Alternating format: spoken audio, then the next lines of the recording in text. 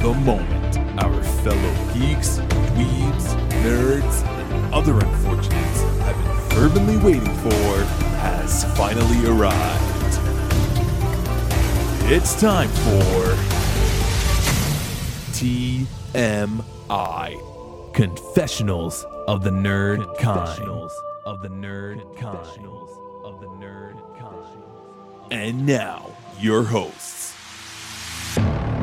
Jeff Nerfherder Chandler, Jim Kaiju Baker, and Mike Mjolnir Evans.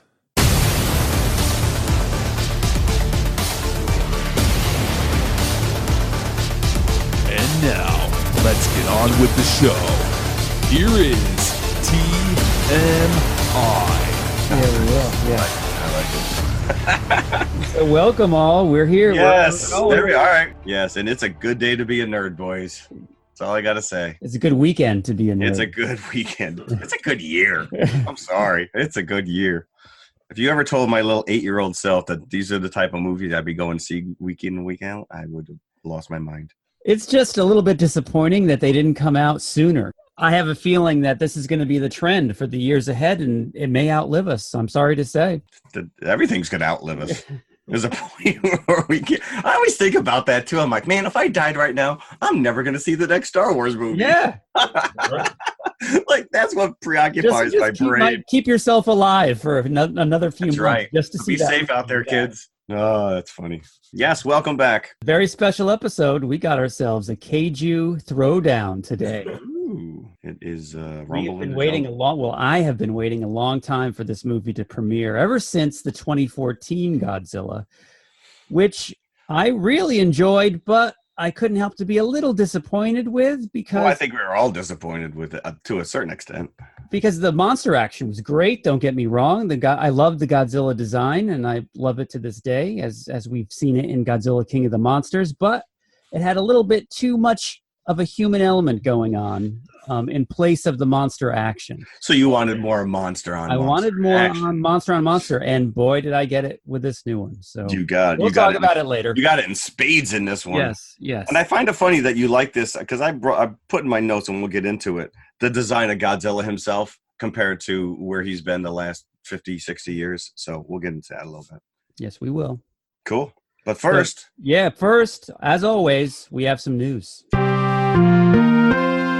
We do have some news. So let's start right out. A couple months ago, we were discussing this in our Kick-Ass review, which is why are more people not emulating superheroes in real life? I don't know if you guys heard this news, but apparently there was a boy in Brazil.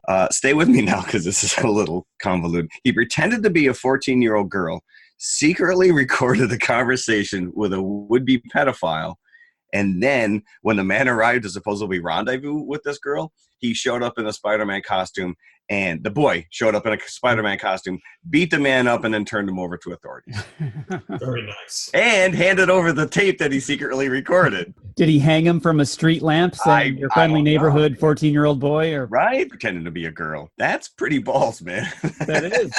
14-year-old kid. He's inspired to go out and be Spider-Man. Now, did he have weapons of any kind dressed as Spider-Man? I did not. I guess he did have some weapons on him, like a knife or something, but yeah, he was able to beat up this man and then turn him over. I'm assuming that this guy was probably a predator. I mean, you can't just arrest somebody on the pretense that he may be a pedophile. I'm assuming that maybe he had some priors. I don't know what's going down there in Brazil, but bravo to you, kid. Yes, and he's taking a risk here because he does not know what this guy looks like. Well, that's the thing with Kick-Ass, right? Yeah. He shows up in a super costume and immediately gets shot. I mean, and then beat over and run over by a car. So, yeah, we do not condone vigilantism on TMI. So there is a new cartoon in development, one of Stan Lee's last projects. It is known as Stan Lee's Superhero Kindergarten, and it will star Arnold Schwarzenegger as the teacher training superpowered children. Does he have a ferret? I don't know, but right at what point do we just get, it's not a tumor? But wait a second. There's something in my trunk. Is that a ferret in your trunk? Look at my ferret. They're kindergarten. They're going to be superpowered kindergarten kids? You can't age them up a little bit? Talk about putting kids in. Here we just talk about a 14-year-old beating up a man dressed as Spider-Man. Now we got little kindergarten kids' superpowers. So we'll look out for that. And then the other thing is, which is a lot of our newer audience, probably younger, our ages, remember this very well, and I'm sure that Jim will as well, which is May was always known as Sweeps Week, or the end of May sweeps. Yes. The NBC, ABC, CBS lineup going into the summer doldrums. Back in the day, NBC, do you guys remember this? 1983, two-night event? V? V. Yes. Oh. Yes. That was must-watch television. It was an event that I think every one of us ran into school the next day and just nerded out over. That was the 80s version of Independence Day, really. Yeah. And listen, it still holds up. It's a damn good show. I mean, I haven't watched it in years, but, just the reveal of the benevolent aliens turning out to be lizard people swallowing whole hamsters was pretty... That was pretty epic. Plus, it had Mark Singer, the Beastmaster himself. That's right, Donovan, yeah. And a pre-Freddy Krueger, Robert Englund, who played Willie. And I had a crush on that girl, Robin, who got pregnant, and she gave birth to the two alien babies. Oh, yeah, I remember that. When she snuck in, she'd get those cravings for raw meat, and she snuck into the refrigerator and ate that. Who just has a plate of raw liver laying around on their fridge? So anyways, so I just wanted to bring up V, because that was pretty big back in the day. And that's all the news I got. Slow week. Yeah, it was. There's other stuff. The launch of Galaxy's Edge opened. We've talked about Star Wars enough. Let's give them a break. Disney gets enough of my money anyway, so. Yeah, talking about Galaxy's Edge, as we know, I am going to make a trip there to Disneyland in California in September. But I'm just very curious as to how they're going to work this, especially if you're able to tour the inside of that full-size Millennium Falcon. I don't really want to share the experience with Big Fat Dad from Tuscaloosa and his 6 bratty kids in front of me as I'm sitting in the cockpit of the Millennium Falcon. Stealing buttons off the console. Yeah, exactly. So I would rather it be a personal experience, but hey, I'm going to take what I can get. A private tour. You are going to take what you can get. You're going to wait in line for 7 hours, and you're going to shuffle through that hallway. You're going to be no. Hey, isn't that the chest? Yeah, it was. There it goes. There it goes. Isn't that looks like? Get the little holes where they smuggle everything. Go there for your private moment, Jim. Yeah, I wonder if I could hide there until the park closed. And it would be like Home Alone. I did read that they are not allowing any cosplayers. You cannot show up dressed in any way, shape, or form. 14 and under, you can. Oh, 14 and under. Well, that cuts me off. Well, the kid from Brazil, he can show up as Spider-Man. Peter Dinklage could probably get away. He shows up as R2.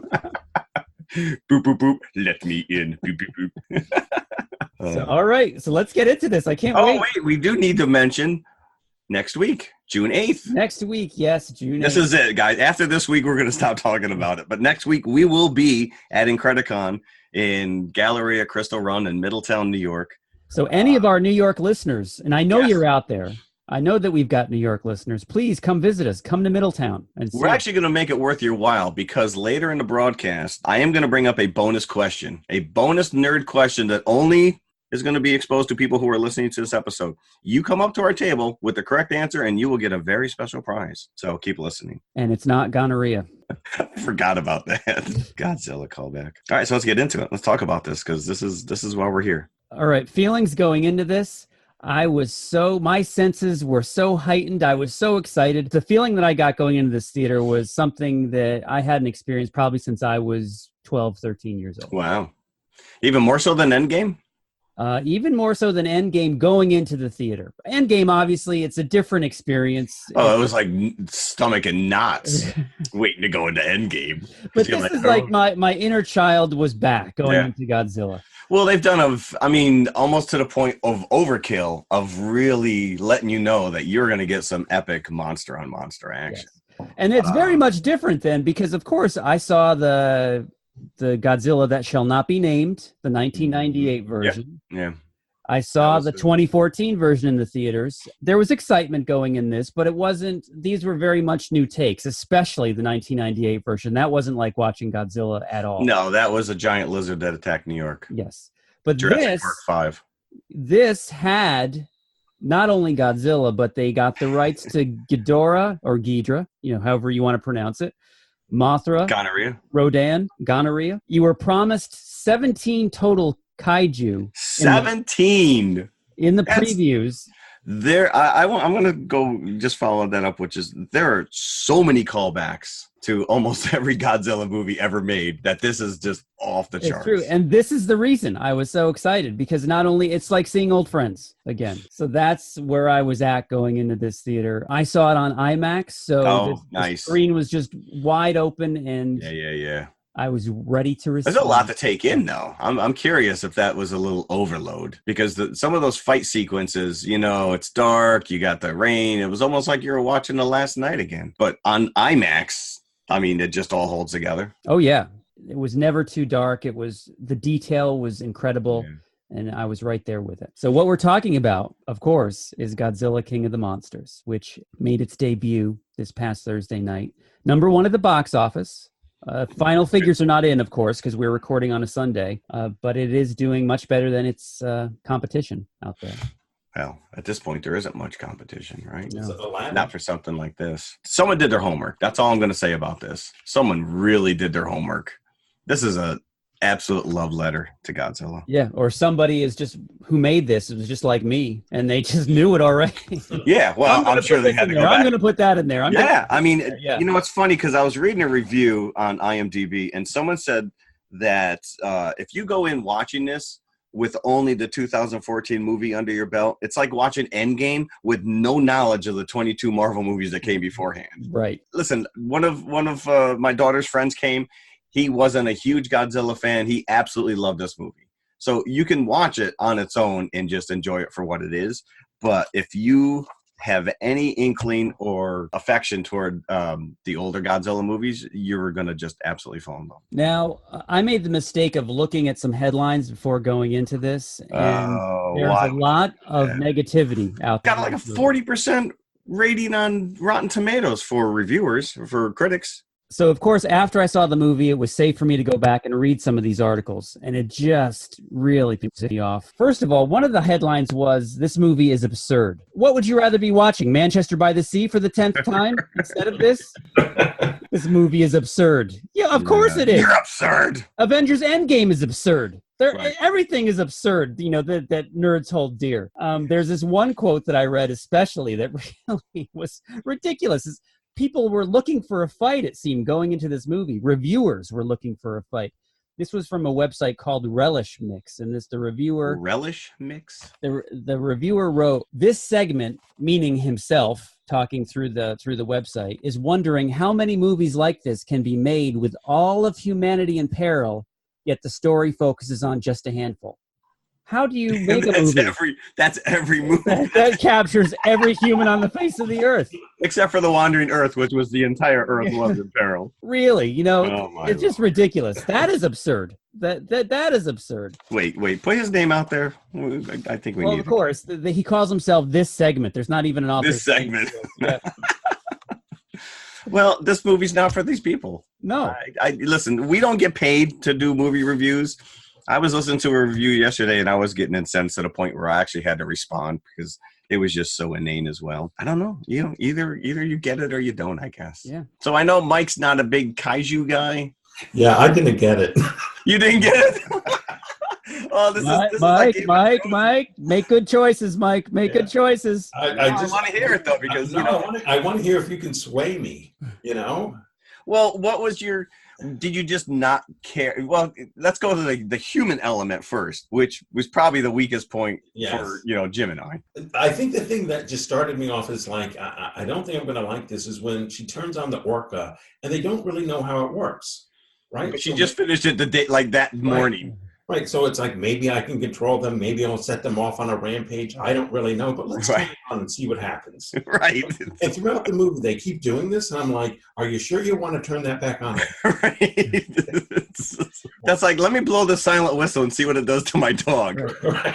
But then again, you realize that she doesn't care if it goes either way because she just wants to destroy humanity. And I thought that was an interesting twist. I mean, it was a stupid plot device. It made no sense. She just took a page right out of Thanos' battle plan. He's like, I'm just going to have the planet go to and then the rest of us can thrive. Our planet will perish. and so will we, unless we set Godzilla free. They're like looking, okay, we're going to find balance by unleashing these monsters. I'm like, there's not going to be any balance. Right? You can't ration. No, you know where start the a balance, democracy with these things. the balance is in my psyche and in the psyche of all Kaiju fans everywhere sitting and watching this movie. Because I still loved it. Oh, no, listen, don't get me wrong. I can nitpick this, but I was a 4-year-old kid in that theater. I was glued. And yeah, I did like the characters. I thought her motivation was, and it took me a bit to friggin' realize that Jonah was Tywin Lannister. Because I'm like, who is that guy? What? And I hated him even more. Oh, he comes out, and I'm like, Tywin. Yeah. Yeah, it took me a little bit. So we got Kyle Chandler, who I think is very likable, even though he's kind of a hidden character. Let's set it up. Jim usually sets it up because obviously there's a backstory to this family. The main characters, as Jeff was just saying, is a broken family made up of paleobiologist Emma Russell, played by Vera Farmiga, who is local to our area here. She could be just miles away from us. She could be listening to us right now. She could be listening. You're a lovely lady. Then we have her ex-husband, Mark, and their daughter, Madison, played by Millie Bobby Brown. This is her prerogative to be in this movie, let me tell you.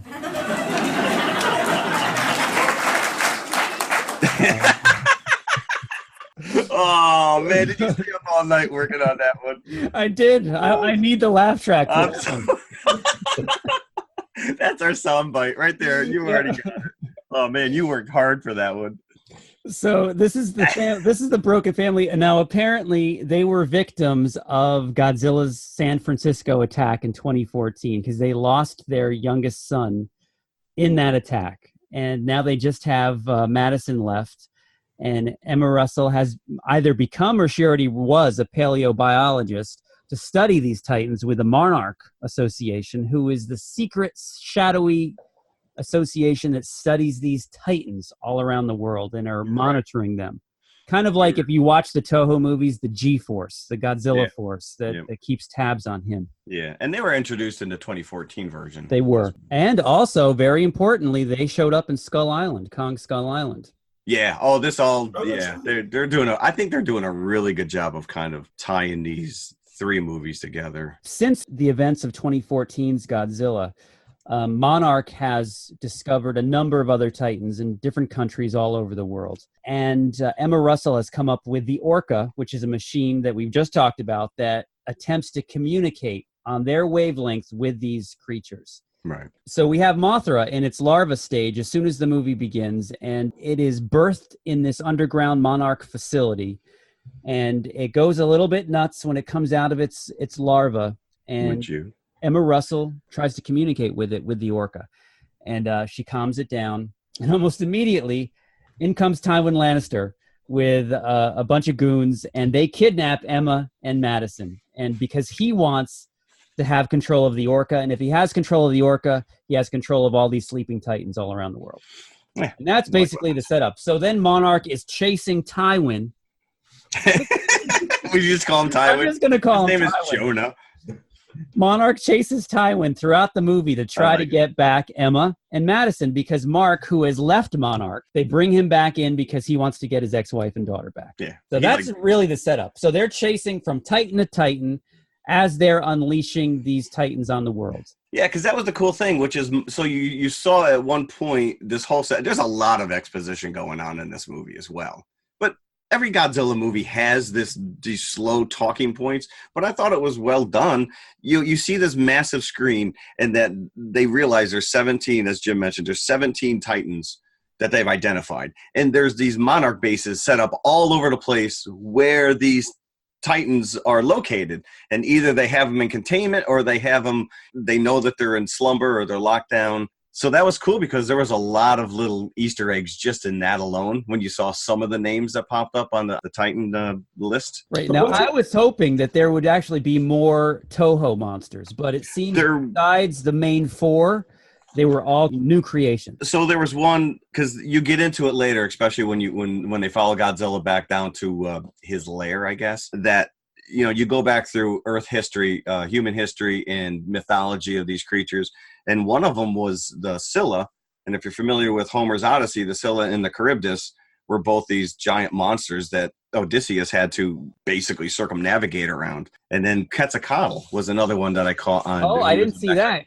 So those are like two names I saw. And there was that was from, if you remember the movie Q, the winged serpent. Yes. Yeah, but that's like a Mexican, mythological creature.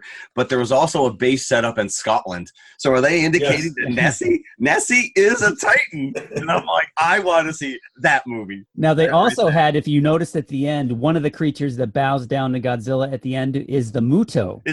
They did bring back the Mutos, which they should give them new names now, because that was technically they're all Mutos, because we didn't know what they were. That was an acronym that stood for something. They didn't call them Titans in the 2014 movie. They were Mutos, but they're no longer Mutos. They are. I think Titans. By the end credits, they did mention that the fact when they were tying it in that they said that there were other creatures out there like this, and they did refer to them as Titans. Filled with Easter eggs. I was really, as soon as I saw that one sign in the beginning that said "Destroy all monsters." Yes, because go back to Destroy all monsters. That was like the Godzilla version of the Avengers. Right? Like all these monsters kind of got like their own movie. And then you get Destroy All Monsters, which is all of them together on Monster Island. And that's what this is, which is just it. Now, also, there's a shout out. There's a montage in the beginning. I think it's the same montage where you see that sign, Destroy All Monsters. There's a lot of newspaper articles that flash, that saying, is Monarch an evil organization? Should we kill all Titans? One of those articles is written by Steve Martin. You saw that, right?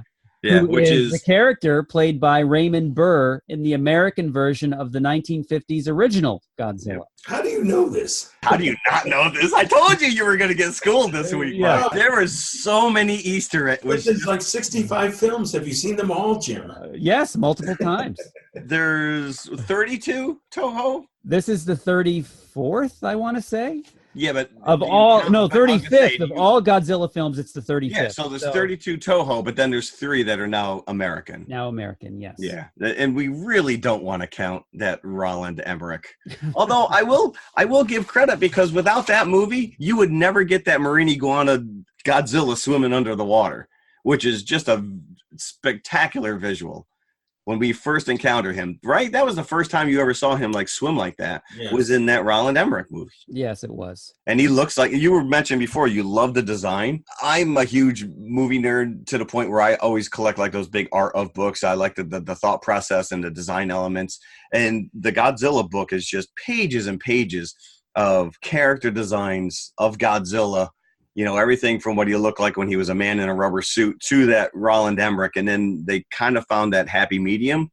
And to me, this new version, he's so girthy, but I like him. And he's definitely grown on me. And I think he's changed a little bit. I don't know if between the 2014 and this one. Yeah. I think his dorsal fins got a little bit bigger. But listen, he was badass. Although my daughter keeps referring to him as a her. She thinks that Godzilla should be a she. Well, Godzilla in the original series did have a son. Even frogs can spontaneously change their sexes. Yeah. Right? So if you need to procreate, then so be it. So this Godzilla kind of looks like a pit bull bulldog kind of a. He doesn't really have a neck per se. Yeah, very doggo. But he's very emotive. I thought just because you get to see his eyes close up. Well, yeah, I know. Yeah. Again, we're comparing it to a rubber suit. From 50 years ago. But you can't even talk about these Easter eggs without talking about the soundtrack. Oh, the sound! Because as soon as they started that original Godzilla score, God, dude, I had goosebumps. Aaron McCreary, who has, I think the first time I ever saw his name was associated with Galactica. When he did the soundtrack for. Yes, you're right. Because I was wondering, where do I know this name? Yeah, from? He's made quite a name for himself. But boy, he took so many of those old music cues, whether it was Mothra's original theme song or like you said, that whole army buildup. That marching Godzilla theme from the original. I want to see it again because it was just. So let's talk about some of the story as well. We've set up the basic plot line, but we're just nerding out at this. Here somewhere? There is. It does kind of follow the tried and true Godzilla movie formula. It's paced kind of like a Rocky movie, where you have a battle right up front. Godzilla loses, right? So then he's got to go lick his wounds, go away for the rest of the movie. Then he emerges again towards the end. and then kicks everybody's ass. So that's basically what happens here. Now, I do think that it could have been shorter. I think there was maybe a little bit too much human story going on. Yeah, I agree with you. The whole because the mom thing kind of comes out of left field, and when the dad goes to save them, and then he's like, come with me. He's got the gun. He's like, give me the damn device and let's go. And she just kind of like steps back, and you're like, what the hell's going on? Then you realize that she's in on it, but she immediately regrets what she's doing. And Tywin, we're just going to call him Tywin. Tywin's like, this was your plan. You've been talking about this from the beginning. Now, all of a sudden, you set up the kidnapping. You did everything. Right. Yeah, you're the one who brought your daughter into this, man. You killed all those people in Monarch. That's you made us do that. But we did get the two characters that carried over from the 2014, which is Ken Watanabe's character. Yes. Now, let's talk about him. His name, Dr. Ishiro Serizawa. That's another... Which in itself is a double Easter egg, because Ishiro is the first name of Ishiro Honda, who is the director of most of the old Godzilla movies. And then, of course, Serizawa is the doctor from the original Godzilla film that comes up with the oxygen destroyer. Which they also bring in. They also bring in the oxygen destroyer. And what's his partner's name? I think she just reminded me of a Gelfling from Vivian Dark Graham. Crystal. Now, this is Sally Hawkins. Sally Hawkins is the character. Most recently in The Shape of Water. Oh, no. Oh, that's where she's from. That's what she's a from. Very, very unique looking woman. Not good or bad, but just very unique. But when we were watching the 2014, I just kept calling her a Gelfling. That's what she looks like. Now, she is eaten by Ghidorah in this movie. That's crazy. Because I don't really think she had much meat on her. No, I wouldn't think that she would even register at all if you eat her. But you have to realize, they upsized Godzilla so much into 2014. And then in this one, Ghidorah just towers over him even more so. So these things are just massive. 700-800 feet tall. Every single inch of scale you get a sense of watching this movie because they did such a good job. Even I love that, so go back to the original, Monster Zero and some of that other stuff, which they referred to him as Monster Zero. They all had cute names for them, which was that the heads were constantly kind of biting and fighting with each other, like puppies, right? Like when dogs actually kind of go after each other. So you would see that as well, which is a head would be going and the other one would just kind of come in and push him aside or nip at him. I thought that was kind of cool. Let's also give credit to Bradley Whitford, who provides the comic relief in this movie.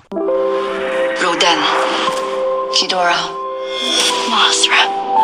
Oh my. Can I tell you that I've thought that he was just a severely overweight Jay Moore? I thought that was Jay Moore. And I'm like, dude, that guy looks bad. You are not good with faces. No, because I did the same thing with the Meg when I thought that was.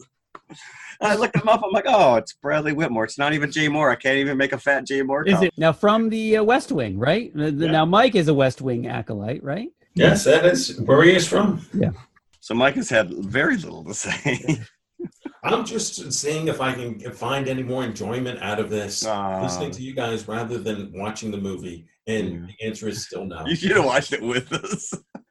But we would have, if the three of us were in a theater together, this is where it would fall apart because we'd be nudging each other every time there was one of these Easter eggs. Yeah. Like my son has been raised on these Godzilla movies. And he was with me the whole way, but he was glued, absolutely glued. And there's a point where he's leaning forward and he's chewing on a straw, and I had to nudge him, and he just leans and he goes, I have to pee so bad, but I don't want to leave. So we were trying to wait for a right moment. I'm like, all right, I think you can go now. That was right before Madison opened up she steals the orca and runs to Fenway Park. So there was that one window, a 2-minute window before King Ghidorah shows up. So help me understand this. Why would you lure these monsters to Boston? It didn't make any sense. That made no sense. Because they are Yankees fans. Well, yeah, they actually make a point. It's a bad day to be a Red Sox fan. It is, and it's the big green monster. So why not? Oh, I didn't even catch that. But yeah, they did mention that it was evacuated. They were evacuating Boston. So that's a super great place. No, you can't take them out in the West where there is no towns. Right. No, let's go right into the heart of the East Coast. And this is the first time Boston's really been leveled by any of these, right? War of the Worlds. War of the Worlds. Oh, you're right. You're right. Yep.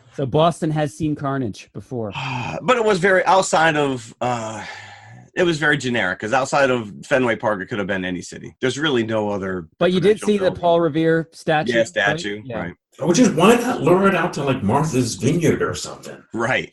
Then make that Monster Island. That would have been great. They could have charged enormous amounts of rent. Because nobody in Martha's Vineyard has that sound system that the big green monster does. That's what they needed. That's what she needed to amplify the. That's Now exactly it's you're making sense. Yeah, it was. Yeah, the whole plot was tenuous at best. It was just an excuse to get these monsters together. But at least they didn't go to New York again. So that was we did see kind of a decimated DC to a certain extent. Yes, we did. And we did get multiple Kong references, but never really, like, even when all of the Titans were released, you never saw him, because I guess he's still trapped on Skull Island. So was he the Rampager? He's already released, but he's just kind of hanging out, walking in circles on Skull Island. But did you catch the little end credit when the credits are rolling, they have all the little snippets in the newspaper article that they were being drawn. Titans converge on Skull Island. So there you go. So now we're setting up a monster. Island, yes. Yep. A monster, Monster Island. Now, before we talk about the end credits sequence, let's just talk about some of the battles that we see, because of course we get Ghidorah. They did call him Ghidorah or gonorrhea. Did he just say gonorrhea? And I like the fact that they finally made his legs functional, because if anyone's familiar with the old King Ghidorah, the heads are massive, the wings are massive, but his legs are just these giant, massive, fat, wrinkled tree stumps that do nothing. So at least he was articulated and he kind of run around and he was flying and yeah, it was. I love the updates. I love Mothra. Once again, Mothra dies in every freaking movie. Oh yeah. What the? Because they try to drag some emotion out of you with the death of Mothra every time. They can't kill Godzilla, but they can kill Mothra. Right. And then Rodan. I like Rodan's.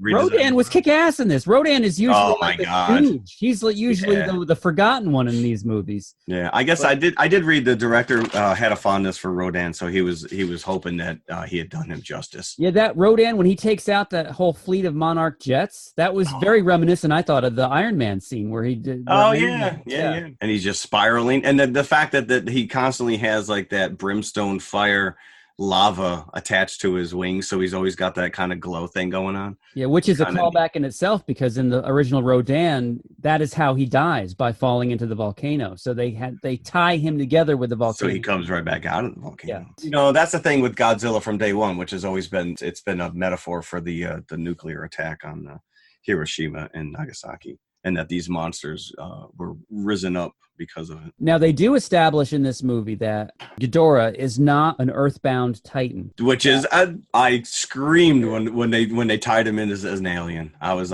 blown away that they went to that level. Because they always did that. He was always a meteor falling to Earth, and then he comes out as Ghidorah, right? Yeah, and again, this is all like exposition that, I happen to read this ancient text who said, it's all a little too convenient, but boy, it just... Because he regenerates. Godzilla bites one of the heads off. That was neat. Yeah. And then it regenerates, and you're just like, and he can somehow control the weather, because there's this big, huge storm moving, and they're like, wait a minute, he's not in the storm, he is making the storm. So then they make that logical jump that he's not from this earth.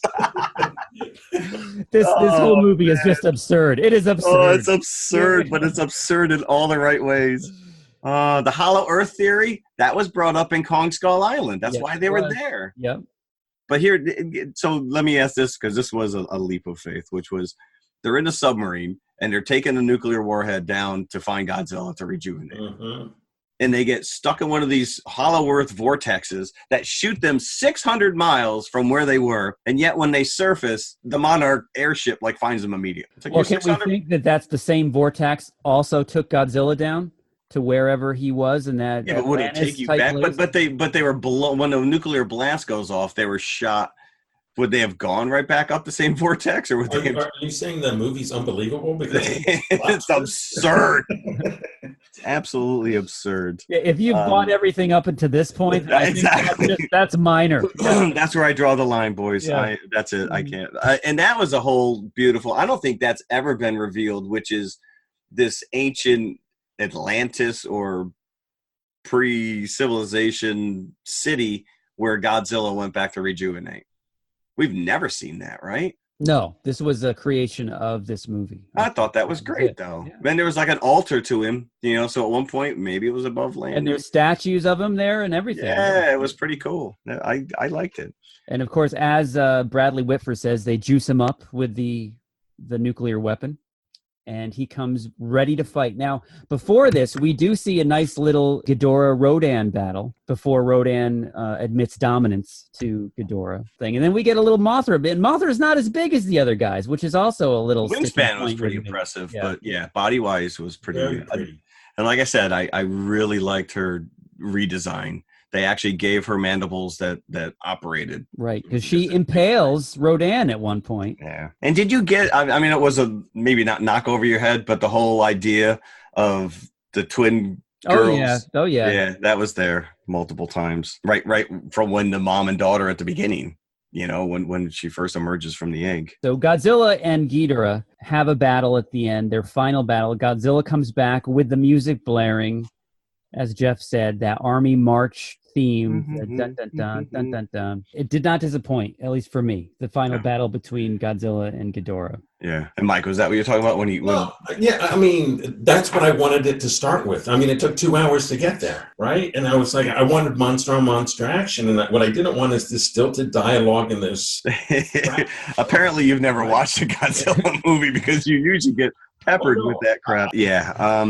The eco messages, straight up Spog monster stuff. But that fight was pretty impressive. And that was even that whole buildup where all of a sudden he's overpowered. Like Ben screaming to me, that's like Space Godzilla. That's a destroyer. Because that's another storyline where Godzilla is going to go nuclear. He's going to blow up. So they call that Burning Godzilla, kind of like the Burning Man Festival. There you go. But it's Burning Godzilla. A lot less pot. That was pretty impressive because he blows. I mean, Godzilla just explodes. It levels like the entire East Coast. And then you just see Ghidorah's head kind of coming to life again. You're like, oh, here we go. And then you realize it's its severed head inside Godzilla's mouth. And he just friggin' chows down on him. So that I didn't really understand. Did Godzilla eat the rest of Ghidorah and left only that head? Well, I think maybe the head was separated and he just picked it up and ate it. Okay. Symbolic.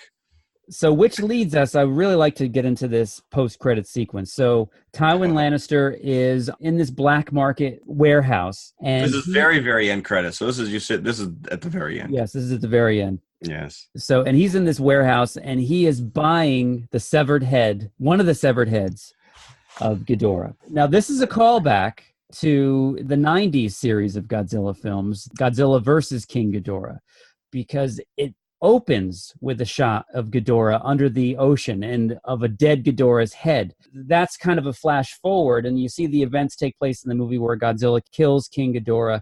They bring him back, they take his body from the ocean, and they make him a Mecha Ghidorah. So I can only assume that that's what's going to happen. Absolutely. Yeah. Mecha Ghidorah. So, and obviously we all know they already wrapped Kong versus Godzilla. So I can tell you right now, I can predict what's going to happen in Kong versus Godzilla. Based on, because Kong and Godzilla are two alpha heroes. Really, I was going to say predators, but they're not. They're two alpha heroes. They're going to have to engage them somehow so they fight each other. But they're also going to have an enemy greater than the both of them so they can join forces at the end. Yep. And you have to be this Mecha Ghidorah. Right. It's like every episode or every comic of with the Thing, 2-in-1. Yeah. The superheroes get together, they have a misunderstanding, they fight, and then they realize there's another bad guy, and they got to team up. I loved going into the credit the fact that they pulled out the Blue Oyster Cult Godzilla song. They really went all out on this thing. And one of the news articles at the end was egg found on Skull Island. Did you see that? Yeah. So we've got another Mothra. And the other thing I saw, which was really quick, which was they said that, Titan remains equals reusable energy source. So I'm like, So I guess maybe we'll have a more futuristic city or something in the next movie. It was damn good. It was very well put together. I was completely content. I was happy. Yeah, so was I. I would like to see it again. Just like Yeah. I would like to forget I ever saw it. Wow, Mike, if you didn't like this, I can only suspect what your feelings are on Frankenstein Conquers the World. Oh, I gave you my prediction last week. Oh, you're holding true? That's pretty funny. Oh, man. So let's get buckets. Mike. Let's start with Mike. Oh, really? I mean, I feel it's such a downer to hear from me on this one. Yeah. 2. 2. That's actually higher than I would have guessed. Yeah, 2. Super. I'm going 4.5 on this. I'm going 4.5 as well. There you go. I am. This is this is something you don't wait to come out on disc. If you care about this monster, this character. The only way that this kind of movie works for me is if it's like Cloverfield. Like if it's suspense, if it's horror, that's the only way that these things sort of work out for me. This is probably the closest you're going to get to a mix between a Cloverfield and an old school Godzilla. Because there are shots you've never seen, human element level where you're on the ground looking up at these things over top of you, and you just realize, even go back to the 2014 when Godzilla first appears, and you got your hero Ford on the train.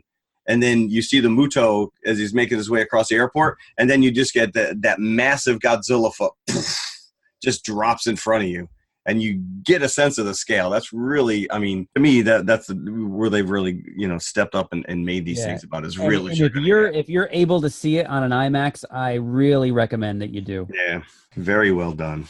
So this is the bonus question. At the top of the show, we mentioned that we are going to be at Incredicon and next Saturday, at the Gallery in Crystal Run. And if you know the answer to this question, you come up to our table, you give us the answer, and you will win a very special prize. And the question is, on the TV show Friends, Joey starred on a television show titled Mac and Cheese. What does the acronym CHEESE stand for? You're going to have to do some homework. Jim's got a blank stare. Yeah, I don't know. I don't know this. I didn't want to make it too easy. Oh, I had to look it up too. But you don't think someone's going to listen to this and immediately look it up? So, but I just want to I want to see if people are listening and local. Now, Jeff, do you have this special prize that's going to be? I do. I do have a special prize. Should I reveal the special prize? No. Yeah, I do. All right. Hopefully good. We'll see you on Saturday. Hopefully we will. So what is the date of this? Just so, because I know a lot of people will probably listen to this after the fact. So we don't want them coming to the Middletown Mall and there's going to be nothing there. It's June 8th. Incredicon is taking place June 8th. I believe it is from 10 till 5. My guess is that we are going to be smattered throughout the mall. I don't know if they have a specific, if we're going to be in the food court or a special section. There are a couple big name stars who are going to be there. Joe Sinnott, who is a comic book legend, is going to be present. But we have some other comic book artists and actors, and my friend Michael Grazia, who's a phenomenal illustrator. He'll be there as well. So look forward to seeing him. All right. So we're going to play our Podcoin propaganda for you right now. And after that, we're going to take a trip to the concession stand. And we're going to hit the theater a little bit early so we can catch a trailer for Frankenstein Conquers the World. And we'll be back to talk about it. Hey there, Nerdkinders. Did you know that you can actually get paid just for listening to this podcast? It's true. Wait, is this the Podcoin app we were talking about last episode? Yeah, it's a free app that actually pays you to listen to podcasts. I've actually been using it for a while now. So when can I expect my big paycheck to roll in? Slow down there, Colonel Steve Austin. You listen to podcasts and earn Podcoin points while you listen. Then you turn those points in for gift cards at places like Amazon or Starbucks. Hi, Starbucks blonde vanilla bean cocoa milk latte. Or there are multiple causes available to donate your points to. But since it's no secret that we here at TMI rely heavily on our local library systems to feed our classic movie feature, we thought it would be noble to get you, our listeners, to donate to the Books for Poor Kids charity. All right. I like it. A podcast with a cause. So rebellious. Here's all you need to do. Step 1, download the Podcoin app right now on your phone. I'm assuming it's available for iPhone and Android? Yes. Step 2, use our code TMI NerdKind. That's TMI NerdKind to get 300 Podcoin just for signing up. Step 3, subscribe and listen to TMI every Wednesday or any of your favorite podcasts. We don't mind, as long as you earn points. Don't forget to use our unique code, TMI NerdKind. The more you listen, the more you earn. Funny, I never thought of Jeff as a latte kind of guy. 2 minutes to go to the snack bar for a quick refresher before showtime. No crowds to buck, just go get it. You'll be sorry you missed your chance to enjoy some of the many tempting goodies waiting for you. stretch your legs now while the stretching's good. There's still time to get a mouth-watering hot dog, a sparkling ice-cold soda, assorted flavors of ice cream, all kinds of candy, the most delicious steaming hot coffee you ever drank, and freshly popped popcorn piping hot. Make a beeline for the snack bar right now to quench your thirst.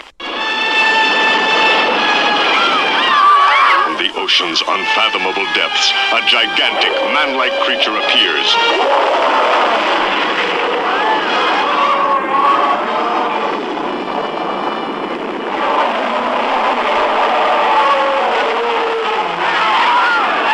From the fiery depths of the earth comes a prehistoric mastodon of destruction. Never before has the screen known such heart-stopping terror. Starring Nick Adams. Well, I feel he's very important from a scientific point of view. I'd have to cut off a leg or an arm. Doctors, I won't let you conduct this test. Frankenstein, with the strength of 1,000 men. And every man's need for affection that makes him a willing captive. The chain hurts you.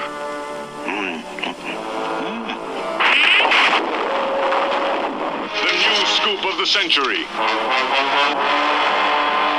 The horrifying touch of a severed hand with a life of its own. Terrifying force of a monster that dwarfs man's tallest structure. Okay, we're back. The subject at hand. Frankenstein Mike should conquers have the called in world. sick this week. I'm like, I hate these guys. Frankenstein conquered Mike, not the world. Yeah, he barely conquered anything. He barely conquered boredom. Yeah, I would love to know how they came up with that title. Frankenstein It's also conquers the referred to world. as Frankenstein versus Baragon. I've seen that a lot. That especially the DVD covers and some of the movie posters just refer to it as Frankenstein. Yeah, it's the Japanese title of the movie is Frankenstein versus Baragon. Oh, so the Americans came up with Conquer the World? Yes. And now this has a very storied past, this movie. The past of this movie is more interesting than the movie itself. as Mike can attest. Now, this is a co-production between Japan and the United States. Henry Saperstein, who is the owner of American International Pictures, that classy establishment that brought such classics as Frogs and... What? You don't remember Frogs with Ray Milland as the no. Food of the Gods? All these Nature Strikes Back I movies don't remember from the 70s. Frogs leapt over me. All the exploitation films that came out in the 70s usually had the American International Pictures banner or the B horror type movies of the 60s and 70s. So Henry Saperstein's American International Pictures got together with Toho and they put together this movie, Frankenstein Conquers the World. Now, apparently it came from a script treatment from John Beck. Maybe he borrowed from Willis O'Brien, who was the creator of King Kong. Now, Willis O'Brien had come up with a script after King Kong became successful in the 30s, a script called King Kong versus Prometheus, which was not the alien Ridley Scott Prometheus we know and some of us love today. Some of us not so much. This was Prometheus, meaning Frankenstein, the Frankenstein monster. Now, King Kong was going to fight a giant Frankenstein monster in the script treatment, and it never got off the ground. So I wonder why. Yeah. So I don't know if the script fell into public domain or how John Beck got his hands on it, but he did. And he shopped it around. He changed the title to King Kong versus Frankenstein, but he couldn't get it off the ground with Universal. Now, eventually he got it into the hands of Toho, who decided not to go with the Frankenstein element, but rather they switched it up to King Kong versus Godzilla.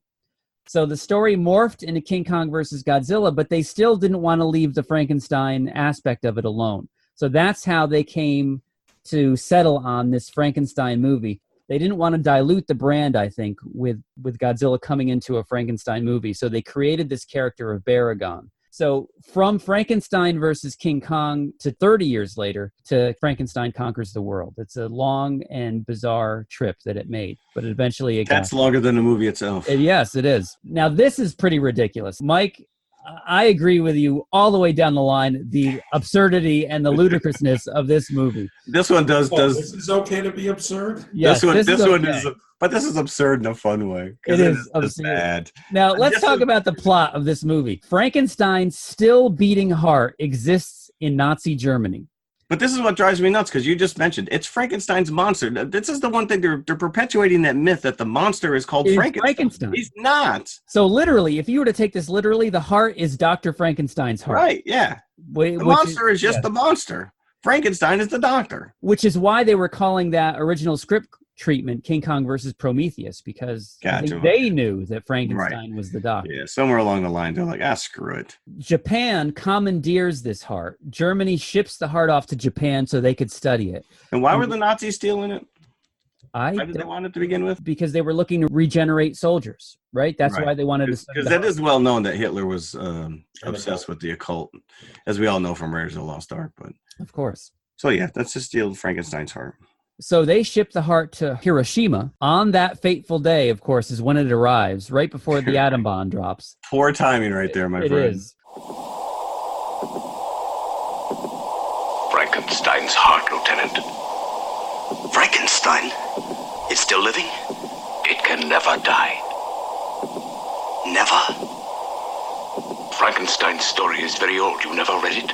Yes, I did. But I don't understand. We flash forward 20 years later to the mid-60s, and around Hiroshima, there's a feral child that is caught killing animals and just making a nuisance of himself. Right, and why would you eat dogs and rabbits when there were so many yummy children running around? So apparently this child has a square head and is the most Japanese-looking Caucasian man that I've ever seen. I actually call it Caucasian. Yeah, because they call him Caucasian, but it's like, that ain't Caucasian. Oh, he's obviously Caucasian. Yeah, I don't know. He got dropped on his head as a kid, though. He had like a bucket for a head. So Frankenstein, the Frankenstein in this movie apparently has grown to a human being from this heart that's been irradiated from the atom bomb drop. Yeah, there's a huge leap in logic on that, which is just a single heart becomes a body. Now, I've read treatments of this. It's put out there that maybe the child ate the heart. Ate the heart? Okay. And I can buy became that. Frankenstein. So what's hilarious is there's one scene in this movie where they're talking about Nick Adams, who is the one American actor in this film, who is pretty much the 60s version of David Duchovny, because I could only see David Duchovny when I was looking at this guy. I thought he looked like Phil Collins' stunt double.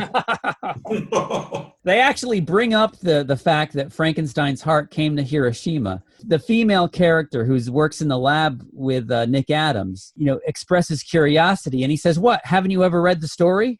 I'm like, so wait a second. Is Frankenstein a story in this movie, or is it reality? Real. And was her name Schweiko or something like that? I don't know what her name was. Yeah, I don't know either. But I got a song stuck in my head. The heart needed protein to survive, and so does this kid. So he's hungry all the time, and he kind of eats food. It's like,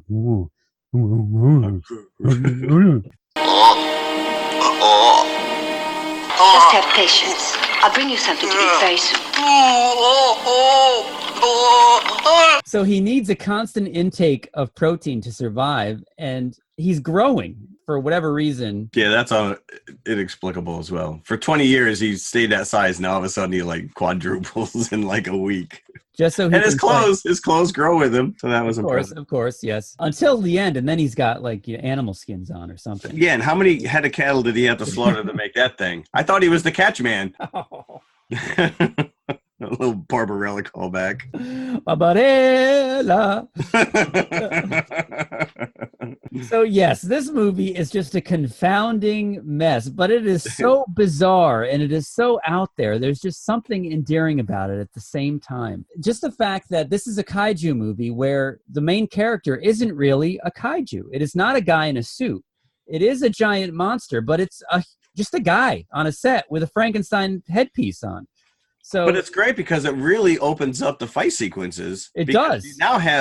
You don't just have rubber suit on rubber suit where they're kind of like, tussling. I mean, the choreography, he's dancing around, he's jumping, he's grabbing trees. And it was actually pretty well done. It was stupid. Because he ends up fighting Baragon. But it's like they bought off-the-shelf model sets. Oh, it was. well, that was terrible. Yeah.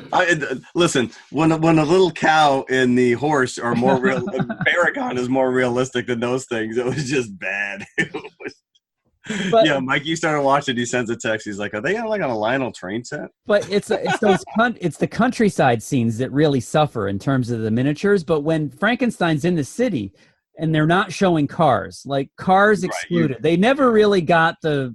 No, they're the tanks or any of that stuff. Yeah, the little toy tanks. But when they have miniature buildings, that's very impressive. Those sets that they've built. Oh yeah, because cityscapes. Yeah, just so they can be destroyed. Yeah, they decided that they were going to cut off his arm, hand. They needed a body part to see if he was going to grow back. Let's get Sueika's opinion, too.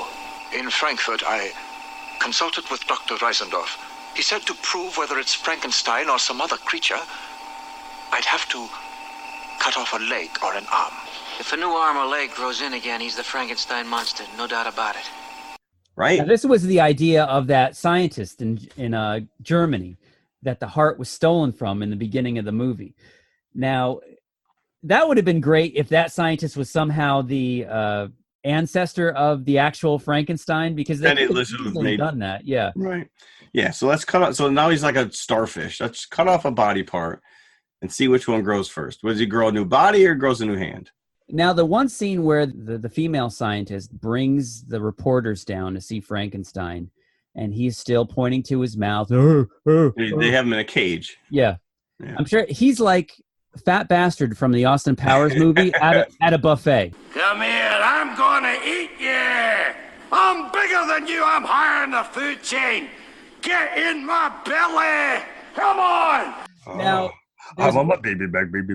Now, there's one scene where there's an earthquake and he escapes, and you see some of these reporters dead. Now, it appears that he's eating them at one point in this movie. Yeah. Now, am I Did mistaken? they learn nothing with Kong with those flashes? Like, they immediately start using a flash on him, and that's why he goes nuts. Yeah. So he is not as innocent as these scientists would lead you to believe. So he does eat people at points in this movie. Yeah, hey, why not? An interesting facet of this movie is that it has a sequel called War of the Gargantuas, which is, in Japanese, it makes more sense, the correlation between this movie and the War of the Gargantuas. But if you watch the American dubbed version of War of the Gargantuas, there's no callback to Frankenstein whatsoever. But in the Japanese version, cells of this Frankenstein live on from this movie and create the two Gargantuas. Oh. War of the Gargantuas. Okay. I was wondering why that was showing up whenever I was doing Google searches. Yeah, that's a sequel. Now, also interesting about this movie is that it has an international ending that was shot, but never screened in any theater around the world. When Henry Saperstein saw this movie, he was a little disappointed that I wonder why. that the special effects lacked something. Now, what he asked Toho to go back and reshoot was something akin to the octopus scene from King Kong versus Godzilla, which utilized a real octopus kind of against blue screen, green screen technology. Which I think we talked about in our last monster creature feature. Yes, we did. They used 3 octopus and 2 of them they ate after they filmed it. Now, Saperstein was so knocked out by the sequence, I don't think if he didn't realize that it was a real octopus that they filmed doing this, or if he thought it was special effects, but he wanted his own octopus scene. So they went back and they reshot an ending where after Frankenstein kills Baragon, a random octopus comes out of the ocean and grabs Frankenstein and pulls him into the ocean, and that's the end of the movie. Just when you thought, well, this movie, you mentioned it before, which these movies just end abruptly. Yeah, they do. And he kills Baragon, and he's standing, the whole countryside's aflame, and he's just slowly going down on an iceberg. And all I could think of is that scene in Austin Powers where, what's his name? Will Ferrell's character. Gentlemen, let's get down to business. We've got a lot of work to do. Someone help me. I'm still alive, only I'm very badly burned. Some of you I know, some of you I'm meeting for the first time. Hello there. Anyone? Could someone call an ambulance? I'm in quite a lot of pain. And I'm like, he's just like, they're like, oh, he's gone. Like, he just disappears, and it's like, oh, he's gone. The guy's like, I'm still here. Help me.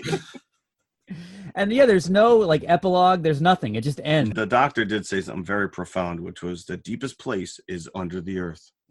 I'm like, wow, that is deep. And you made it all the way through, Mike? I did. Wow, I give you credit. So, and I was happy that it ended abruptly because this movie was fine with me. But the takeaway from these two movies that I have is, what's the matter with these two guys? Oh man, it just hits such a sweet spot. It does. It does. Really, it's just. I don't know if it's just being a fan of dinosaurs as a kid, and this is the closest thing you got to it as there, because we didn't have Jurassic Park or anything. No. We had rudimentary dinosaur books and Godzilla, and that was pretty much it. Yeah, if you wanted to watch Valley of the Dinosaurs, the cartoon, but even that wasn't great. And we had Harryhausen stuff, but even as technically marvelous as Harryhausen is. Yeah. Again, that was always very talky crap, and then you just got an intermittent battle. Yeah. Yeah. And again, I'm going to bring it up again. 4:30 movie. Frankenstein Conquers the World was a staple of the 4:30 movie. So I saw it many times after school. Pretty much a very unique entry into the Toho. Unique staple. is one way of putting it. So in terms of buckets for this guy, I'm not going 4.5. I'll tell you that. Ooh. I'll say this. I liked it better than Hellboy. Oh, really? That's great. I love it. So what would you give it, Jeff? What do you think? I got to go at least 2.5. Yeah. It's not a great movie by any means, but it is. But like you said, it's just it's that whole genre of watching these movies, and people must have loved them because they just kept making them. This is like, nowadays people are like, well, we're making more superhero movies. Because people see them. They make money. Right, yeah. right. So they must have been making money because they just kept pumping these things out. Yeah, and I have no information on the U.S. box office because it was probably, straight to drive-in kind of a thing, which was the equivalent of straight to DVD back in the 60s. Yeah. But 93 million yen it made in Japan. Now that could be $1.75. Yeah, that could mean $12. I don't know what 93 million yen translates. There's a lot to yen about this. Yeah. So I'm going to go. I'm right there with you, Jeff. Again, with this one this week, I'm going to say 2.5 buckets. From yeah, and I've never seen this before. So this was my first viewing. Really? You've never, ever seen it before? No. I will say that my transfer was pretty impressive because we found the link online. It would not play on my iPad, and I didn't want to sit in front of my computer. So I downloaded an MP4 version onto my PlayStation and watched it that way. And I have to say, it was pretty impressive. It was clean. I have the Tokyo Shock DVD, which is a line put out by Media Blasters, which puts out lots of cult movies. I don't even know if they exist anymore. I don't think they do. But yeah, mine was a very nice transfer. There you go. So there you go. Mike doesn't care. Mike is not even going to give buckets. I can't work up the effort to do it. The fact that you liked it more than Hellboy, that just made my day. That says more about Hellboy than anything else. Yeah. So are we going to stick with this confessional question this week? What is your favorite kaiju? Confessionals. We don't have anything else. Can Mike even muster an answer for what is your favorite kaiju? Well, not that I have to distinguish between the outer space ones and the regular ones, That is true. That's true. You know what? Someone else go first so I can copy their answer. Go ahead. Okay, I'm gonna go because I know Jim's gonna be a lengthy one here because he's gonna name every one of them. You probably got like a top 5. No, I don't. Just one. All right, here. Well, obviously, Godzilla doesn't count. Yeah, Godzilla's the obvious one, but I'm gonna go with that damn woolly mammoth dude that shows up in this movie. Oh yeah. That Ben and I were like, that guy's cool. Like that is something we've never seen before. Because I thought that was Kong at first before the full reveal. Yeah. And he's got the big long mastodon tusks, and he may or may not have had a trunk. It was weird looking, but it was just like, that dude is awesome looking. So I'm going with him because I don't know anything about him. I don't know, I could go Biollante. I could go. We already went down this road in one of the other episodes. Yeah, we did. So. But yeah, anybody that's listened to this show, I've mentioned it a couple of times, would be no surprise that my favorite is the smog monster. Ghidorah. Again, it's the Ghidorah, Hydra, Hydora. It's like, I guess, a tomato, right? So smog monster. Yeah, it's just a really off-the-wall, talk about off-the-wall movies. That's got to be like the most bizarre Godzilla movie that's out there. And I just like him because of its unique nature, just like a walking pile of garbage. Yeah. We didn't bring up that we also saw Kumanga, who was the big crab. We did? Was that the spider from King Kong Skull Island? Oh, I thought it was Kumanga. Wasn't he like a spider crab? No, I think it was the same thing that you saw on Skull Island is what that was. Yeah. Because I thought maybe we were going to get some of the other... I was hoping, but it didn't happen. No, maybe they don't have the license yet. Maybe if this movie does well, they'll open up the archives and be like, have a field day. Yeah. But I'm not opposed to seeing new ones as well. Maybe they'll... Muto's I didn't like the Muto design when I first saw them, but they've kind of grown on me. It's very Cloverfield-esque, the Muto, right? Isn't it? Yeah. Yeah, very much so. Maybe they'll bring back Jet Jaguar. That would be awesome. Yeah. Imagine that. That would be absurd. Absurdity would be well warranted at that point. Yes. And it would be Millie Bobby Brown's character controlling him. Oh yeah, Jet Jaguar.